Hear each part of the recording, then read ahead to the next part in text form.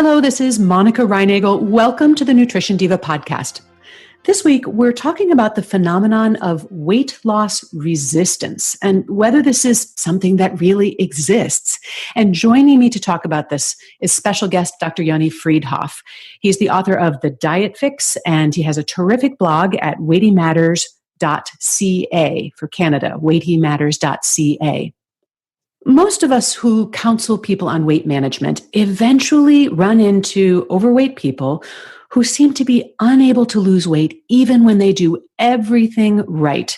They monitor their calorie intake or their Weight Watchers points very diligently. They're exercising every day. And according to all the formulas and calculators, they should be losing weight, and yet they don't. Are some people just resistant to weight loss? Well, as I said, my guest today is Dr. Yoni Freedhoff, someone that you have heard me reference and quote numerous times over the past years. Dr. Freedhoff is the founder of the Bariatric Medical Institute in Ottawa, Canada. That's a non-surgical, evidence-based nutrition and weight management center. And he's also the author of a terrific book called The Diet Fix, which aims to help people stop dieting and get them on a path to sustainable weight loss. And finally, he also blogs over at weightymatters.ca. And if you don't already follow Dr. Freedhoff's blog or his social media feeds, I highly recommend them. So, Yoni, you're a physician who specializes in weight loss. Do you see people in your practice who just can't lose weight even when they seem to be doing everything right? Well, there's no question that most people don't lose as much weight or lose weight as quickly as they hope or expect to. And there's also no doubt that I think anybody involved in counseling people in weight management will see people struggle to lose weight despite reporting that they're doing absolutely everything within their power to do so. So, yes, I do think it's a very common issue to hear from people that, on paper they should be losing, but the scale says no. Well, I noticed that you said despite reporting that they're doing everything by the book. So how often in these cases does it turn out that they actually are eating more or maybe burning fewer calories than they think, or maybe even than they're admitting? Well, I think it is the most common scenario that, the math is there. Unfortunately, there is no way around that, but we sometimes forget about the world we live in when we're discussing weight management. We live in a very hypercaloric food environment. There's hyper-palatable, super-palatable, energy-dense food that's being thrust at us wherever we go. And we have eyes that are designed to catch moving objects, not designed to measure them. And so we have terrible measuring tools that are built in. And despite our best intentions, we're poor historians, all of us. I mean, even studies that have examined the ability of professionals, including registered dietitians, to accurately record what they're taking in and then comparing what's being reported with the use of more objective measures like doubly labeled water, what we find is that people underestimate, and they underestimate quite a lot. If you're trying very, very hard, perhaps that underestimation will be lower. But it would seem that overestimation is not a problem that we as a species have. And it would also seem that people with overweight and obesity, and especially younger people, adolescents with overweight and obesity, they are among the worst of the food historians, according to the studies that have been done. With adolescents with obesity, I've read one study that suggested that they underestimate by as much as 50%. Yikes. And so, we really aren't good at it. And so it's not that someone is trying to pull a fast one on themselves or on the person who's perhaps counseling them around nutrition or weight management.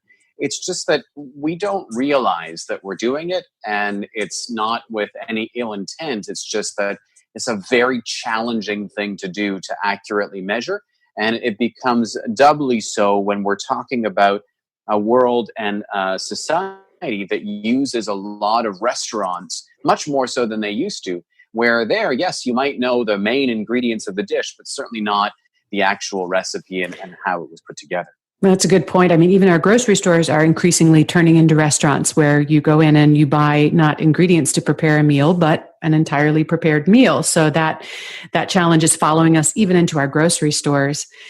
And it's, it's ironic that you say that we're very poor food historians because, so many people are using apps to try to be more accurate about measuring their food and their activity. And, there's a related phenomenon that I've talked about in previous podcasts where people are using activity trackers or Fitbits or whatever to track the number of calories that they're burning through exercise and vastly overestimating, or sometimes just their devices are overestimating the number of calories that they're burning.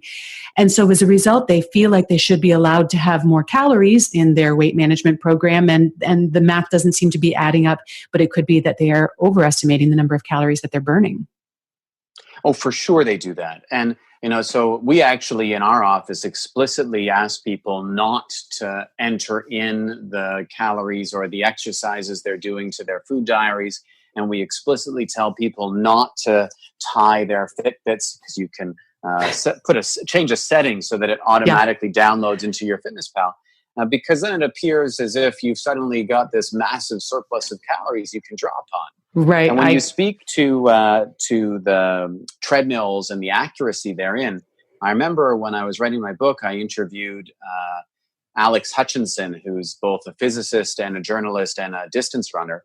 And we were talking about the accuracy of machines. And he pointed out that there's a few very clear and glaring errors with the treadmills. One is that the number that they use does not subtract the number of calories you'd burn if you weren't on the treadmill. So exactly. But the other issue that he pointed out was that it doesn't know what your gait looks like. And there's a big difference in the calories burnt running versus jogging versus speed walking versus walking for the same amount of time. He was under the impression that the formulas that many of the various devices, treadmills, gym devices use, were based on the one that would give the biggest readout of calories. And that makes sense from a, wanting to sell treadmills and get gym membership perspective, because that's what you're, a lot of people, sadly, they're not exercising for health, which is what it really is for. Right. They are exercising to try to burn calories, and they get duped into believing they've burned far more than they actually did. Absolutely. And I've given the exact same advice. If you want to use your Fitbit to make sure that you're getting your 10,000 steps, that's great. But uncouple it from your food diary. Those two really don't belong in conversation with one another. So in those cases where, this idea that maybe I'm resistant to weight loss, if it's really just a matter of me not keeping good records about what I'm eating or not doing a good job estimating my portion sizes or maybe forgetting to log certain things that I'm eating, what's the solution to that? So I call it a science experiment. We can do anything for a short period of time. And a science experiment would be where a person used all the measuring tools, the scales, the spoons, and the cups. They used a real-time food diary. They completely avoided restaurants and purchased foods for a minimum of a couple of weeks. And really, if someone could open a window on their lives, they would think that this person had lost their marbles with the amount of time and effort they were spending on trying to figure out what was going into themselves. But just as a guide to see what's going on, and part of this actually stemmed from a personal experience. I had a slipped disc. This is a number of years ago. And I was totally incapacitated physically, and I was keeping a food diary, and I had to reduce the number of calories I was aiming at because I didn't want to gain weight. And yet I still gained weight. I think it was in the neighborhood of 6 pounds in 7 weeks. It was not insignificant. Oh my goodness. And so I wanted to figure out what was happening, because I knew that clearly there was more going in than I thought. And when I actually was much more careful, because I hadn't been weighing and measuring, I was just using my eyeballs. I discovered that even just from my snacking throughout the day, it was orange season. So I was having those giant oranges that were larger than grapefruits. And I was having a handful of nuts. That was, each snack was an orange and some nuts. When I figured out the calories I was missing just on the snacks, it was nearly the calories of a Mars bar. When I then also looked into the condiments, to the oils, to what I was actually pouring in my scotch glass at night, there was a lot more than I thought. And I was a guy who, this was my career. This is something I do. I'm a professional. I was keeping a food diary. I was being careful, and yet I was missing a ton on my own. Wow. And so sometimes when we give this to patients to try, sometimes they do come back and say, holy, we found a whole bunch of stuff that we didn't realize was there. Mystery Sometimes, solved. though, sometimes there's still a mystery. They come back and everything still looks like, at least on paper, they're not consuming all that much. Well, yeah. And before we get to that, I just want to say, so that sounds like it'd be a very illuminating science experiment, but probably not sustainable. We can't walk around with a scale No. in our, cups and stay out of restaurants for the rest of our lives. But you find that even just that sort of consciousness raising experiment for a couple of weeks is enough to... it's certainly illuminating, right? Uh-huh. And what you might come to determine is that there are particular food items in your life that you probably aren't safe measuring with your eyes, and there are others that you're great at. So I can cut off 30 grams of cheese plus or minus a gram every single time without measuring anything. But if you ask me to measure olive oil without using a tablespoon, I just can't do that. So you figure out where your gaps are, and then you can kind of concentrate your efforts there. That's right. Well, I have, though, you just kind of alluded to this before, that I think that would solve a lot of mysteries if people were to do that little science experiment and see where those gaps were. And hopefully hearing a story about how somebody who does this for a living could even fall into that trap will make that seem a little bit more plausible. But I have worked with people every once in a while who are literally weighing every single thing that goes into their mouth for months at a time, because that's how desperate they've gotten to find the mystery. And when I look at their records and I see what they weigh now and what they're taking in for calories, they really should be losing weight or losing it faster than they are. So, Yanni, sometimes when people are convinced that they are weight loss resistant, it turns out that they might be taking in more calories than they think. But what about these people who really are being very strict, doing exactly what we tell them, and not getting the results that we would expect? Well, I mean, the thing is that people do lose weight at very different rates, but we aren't magical creatures. If there is a deficit, there will be a loss.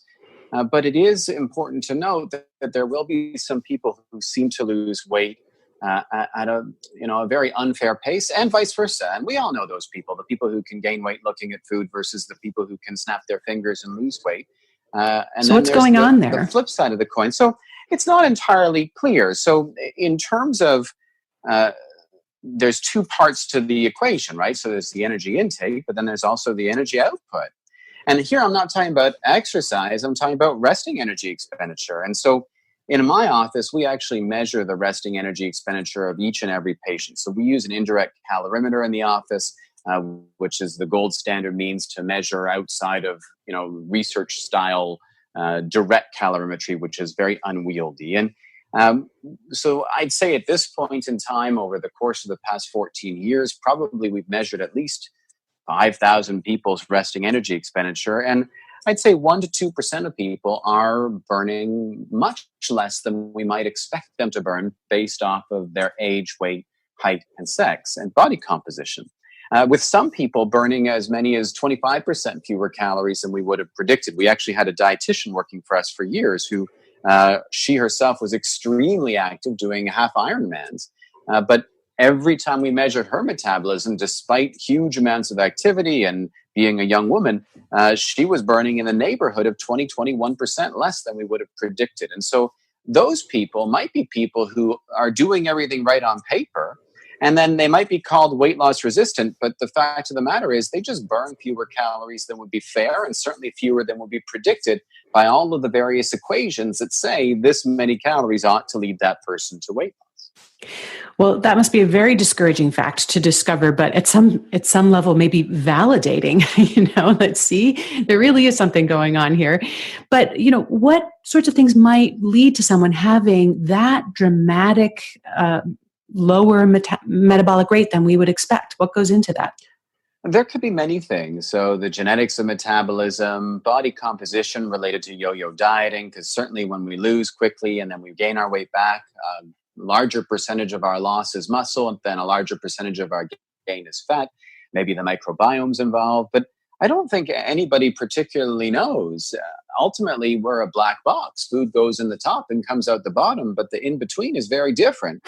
And the other thing to remember is the phenomena of metabolic adaptation. So if we're talking about patients who are weight loss resistant after having already lost a great deal of weight, they may have adapted to that weight loss, whereby bodies don't particularly seem to like weight loss, for lack of a better way to put it. And bodies do things to try to preserve what's left, because clearly there's a threat to the environment. And that metabolic adaptation at times is really quite dramatic. If you remember with the very public Biggest Loser study, what they found with the contestants from the Biggest Loser was that not only did they slow down, but they slowed down much further than would have been predicted by their actual weight loss. So something was going on with those people that led to an even greater slowing. And that may make people feel weight loss resistant when really they're just slower. Right. The math is still working, but certainly not in their favor. And the other, surprising thing about the so-called Biggest Loser study is how long that adaptation persisted, up to 2 or 3 years after the weight loss. That still seemed to be in force. And of course, this is yet another argument against fast weight loss. Dieting is counterproductive, as you and I both believe, and extreme dieting is extremely counterproducctive. Well, certainly dieting in the Biggest Loser style would be very counterproductive. I would argue that we don't yet know what it was about that. Was it the speed of the weight loss, or was it the depth of the weight loss? Because the amount that they lost, there was one good comparison group, and that was patients who'd had bariatric surgery.